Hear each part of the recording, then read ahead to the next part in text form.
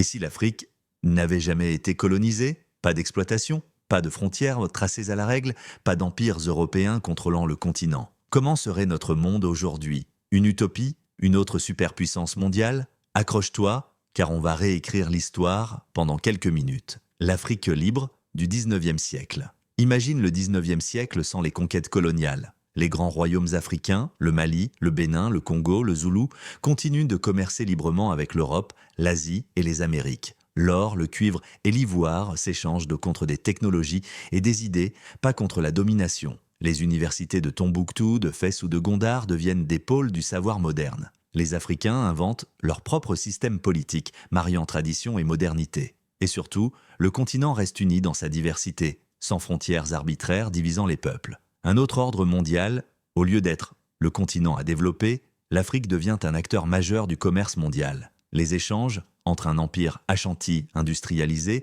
la Chine des Qing et l'Europe du Nord créent un équilibre global inédit. Les ports de Lagos, Le Caire et Mombasa rivalisent avec Londres et New York. Les langues africaines se diffusent dans le monde scientifique. Le Swahili ou le Wolof deviennent langues d'enseignement. Les inventions issues de la recherche africaine, agriculture durable, énergie solaire, médecine traditionnelle modernisée, influencent tout le globe. Peut-être même que les États-Unis auraient importé des innovations africaines au lieu d'y exporter des produits. La face cachée de cette uchronie, mais tout ne serait pas parfait. Sans colonisation, les rivalités entre royaumes africains auraient pu s'intensifier. Certains empires auraient cherché à dominer leurs voisins, d'autres à s'isoler. L'Afrique libre aurait connu ses propres conflits, ses luttes de pouvoir, ses révolutions. Et les échanges avec l'Europe et l'Asie n'auraient pas toujours été pacifiques. La compétition économique mondiale aurait pu créer de nouvelles tensions. Alors, le monde serait-il meilleur? Peut-être pas parfait, mais sûrement plus équilibré. Un monde où la diversité africaine aurait contribué dès le départ